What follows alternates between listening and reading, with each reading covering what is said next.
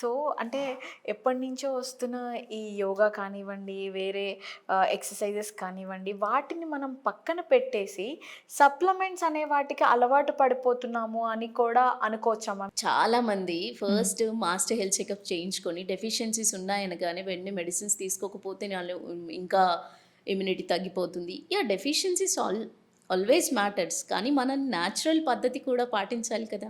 ఇప్పుడు for example vitamin D తక్కువుందనుకోండి, generalised body pains ఉంటాయి.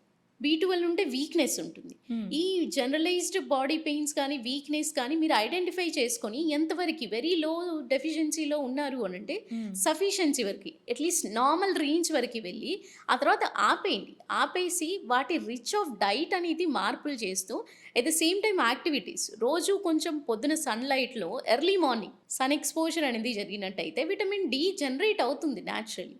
సో, అది డైలీ బేస్డ్ సరిపోతుంది. సో, తర్వాత మీరు కౌంటర్ చెక్ యువర్ సెల్ఫ్. హ్మ్. అది సరిపోతుంది తప్ప అనవసరమైన సప్లిమెంట్స్ ఐ డోంట్ ఎంకరేజ్. హ్మ్.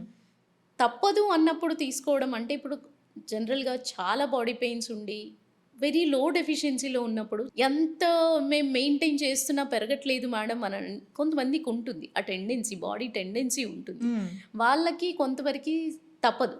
అంటే సమ్‌టైమ్స్ ఎవ్రీ 6 మంత్స్‌లీ అయినా వాళ్ళు మంత్లీ డోసేజ్ ఏదైతే ఉంటుందో మంత్లీ 60,000 ఇంటర్నేషనల్ యూనిట్స్‌ది అడ్వైస్ చేయడం జరుగుతుంది. ఆ ఒక్క మెడిసిన్ తీసుకోమని చెప్తాం. ఓకే. ఈ వీక్లీ తీసుకోవాల్సినంత డెఫిషియెంట్ స్టేట్ వరకి వెళ్ళకుండా మెయింటైన్ చేసుకోగలుగుతారు.